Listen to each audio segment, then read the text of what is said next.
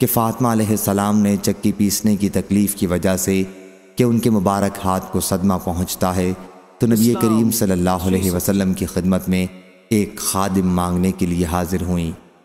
حضرت صلی اللہ علیہ وسلم گھر میں موجود نہیں تھے، اس لیے انہوں نے حضرت عائشہ رضی اللہ عنہا سے ذکر کیا۔